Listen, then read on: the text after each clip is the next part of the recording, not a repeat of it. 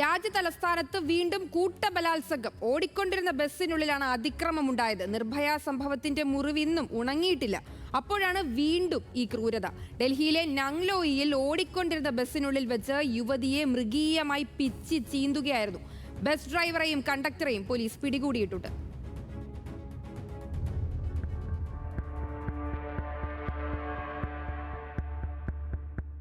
Nirbhaya case എന്തായിരുന്നോ അത് ആവർത്തിച്ചിരിക്കുന്നു. ഡൽഹിയിൽ മനുഷ്യ മനസാക്ഷിയെ മുറിപ്പെടുത്തുന്ന ദാരുണമായ സംഭവം. 2012 ഡിസംബറിലെ ഭയാനകമായ ഒരു രാത്രി 14 വർഷങ്ങൾക്കിപ്പുറവും ഇന്ത്യയുടെ ഹൃദയത്തിൽ തീരാനോവായി നിൽക്കുന്നുണ്ട്. അന്ന് ഒരു പാരാമെഡിക്കൽ വിദ്യാർത്ഥിനി ക്രൂരമായി വേട്ടയാടപ്പെട്ടു, കൊല്ലപ്പെട്ടു. തനി ആവർത്തനം. ഡൽഹിയിൽ ഓടിക്കൊണ്ടിരുന്ന ബസ്സിനുള്ളിൽ വെച്ച് ഒരു പെൺമനസ്സ് കൂടി തകർക്കപ്പെട്ടിരിക്കുന്നു.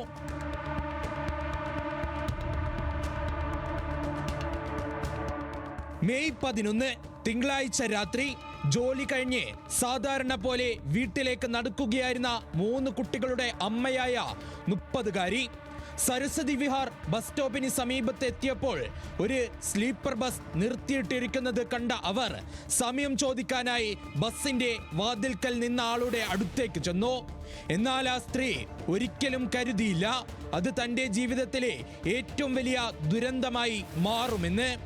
സമയം പറയുന്നതിന് പകരം ബസ്സിലുണ്ടായിരുന്ന മൃഗങ്ങൾ അവളെ വാഹനത്തിനുള്ളിലേക്ക് ബലമായി വലിച്ചിഴച്ചു.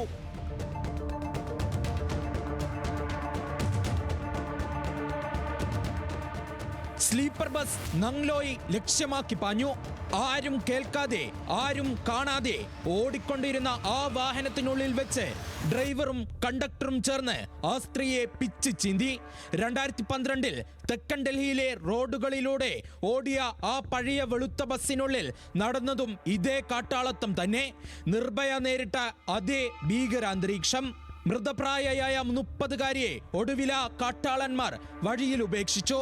അവശനിലയിലായെങ്കിലും മനക്കരുത്ത് ഒന്നുകൊണ്ടും മാത്രം അവർക്ക് പോലീസിനെ വിളിക്കാൻ കഴിഞ്ഞു.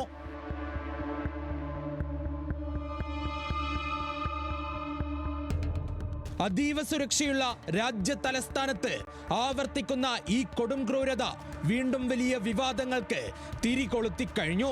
30-കാരിയെ പീഡിപ്പിച്ച ഡ്രൈവറെയും കണ്ടക്ടറെയും അറസ്റ്റ് ചെയ്തിട്ടുണ്ടെന്ന് ഡൽഹി DCP വിക്രം സിംഗ് പറഞ്ഞു.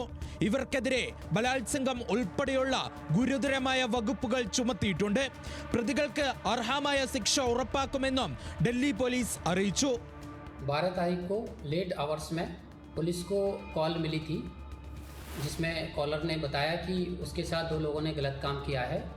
जैसे ही मामला पुलिस की संज्ञान में आया, पुलिस ने मामला को गंभीरता से लेते हुए विक्टिम को पुलिस असिस्टेंस तथा सहायता प्रोवाइड की। मामले में 2 नामजद आरोपियों को गिरफ्तार किया गया है। आरोपियों के खिलाफ कड़ी से कड़ी कार्रवाई की जा रही है और इसमें किसी को भी बख्शा नहीं जाएगा. ഡൽഹി പോലീസിന്റെ പ്രത്യേക സംഘം നടത്തിയ ദ്രുതഗതിയിലുള്ള നീക്കത്തിലാണ് പ്രതികൾ പിടിക്കപ്പെട്ടത്. CCTV ദൃശ്യങ്ങളും യുവതി നൽകിയ മൊഴിയും അക്രമികളെ തിരിച്ചറിയുന്നതിൽ നിർണായകമായി. യുവതിയുടെ മെഡിക്കൽ പരിശോധന പൂർത്തിയായി.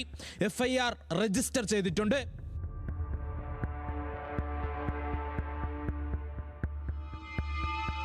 പതിനാല് വർഷം മുൻപ് ഇതുപോലെ ഒരു പെൺകുട്ടി രാജ്യ തലസ്ഥാനത്ത് പിച്ച് ചീന്തപ്പെട്ടു. നിർഭയ കേസ് 2012 ഡിസംബർ 16 രാത്രി സിനിമ കണ്ട് സുഹൃത്തിനൊപ്പം മടങ്ങുകയായിരുന്ന 23 വയസ്സുകാരിയെ ഒരു സ്വകാര്യ ബസ്സിനുള്ളിൽ വെച്ച് 6 പേര് ചേർന്ന് ക്രൂരമായി ബലാത്സംഗം ചെയ്യുകയും ഇരുമ്പ് വടി ഉപയോഗിച്ച് മാരകമായി പരിക്കേൽപ്പിക്കുകയും ചെയ്തു. ജീവച്ഛവമായ അവളെയും സുഹൃത്തിനെയും അവർ റോഡിലേക്ക് വലിച്ചെറിഞ്ഞു. ഡൽഹിയിലെ സഫ്ദർജംഗ് ആശുപത്രിയിൽ നിർഭയ മരണത്തോട് മല്ലടിക്കുന്നതിനിടെ അവളെ വിദഗ്ധ ചികിത്സയ്ക്കായി സിംഗപ്പൂരിലേക്ക് മാറ്റി. പക്ഷേ അവൾ മരണത്തിന് കീഴടങ്ങി. അന്ന് മനുഷ്യപക്ഷത്തുള്ള എല്ലാവരും രാജ്യത്തിന്റെ തെരുവുകളിൽ ഇറങ്ങി. അതിന്റെ തുടർച്ചയായി സ്ത്രീ സുരക്ഷാ നിയമങ്ങൾ ശക്തിപ്പെട്ടു. നിർഭയ കേസിലെ 4 പ്രതികളെയും തിഹാർ ജയിലിൽ തൂക്കിലേറ്റി. ശിക്ഷ നടപ്പിലാക്കുന്നത് തടയാനും നീട്ടിവെക്കാനും പ്രതികളുടെ അഭിഭാഷകർ അവസാന നിമിഷം വരെ നിയമപോരാട്ടം നടത്തിയെങ്കിലും വധശിക്ഷയിൽ നിന്ന് രക്ഷപ്പെടാൻ ആ കാട്ടാളന്മാർക്ക് കഴിഞ്ഞില്ല.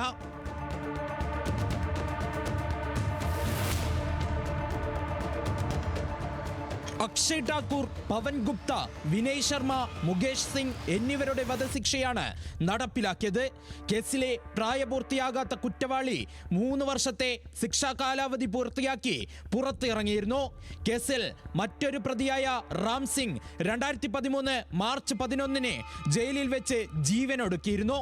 നിയമങ്ങൾ എത്ര കടുപ്പിച്ചാലും എത്ര കുറ്റവാളികളെ തൂക്കിലേറ്റിയാലും സ്ത്രീകളോടുള്ള ഈ സമീപനത്തിന് ക്രൂരതയ്ക്ക് എന്നാണ് അറുതിയുണ്ടാവുക? National desk, news Malayalam.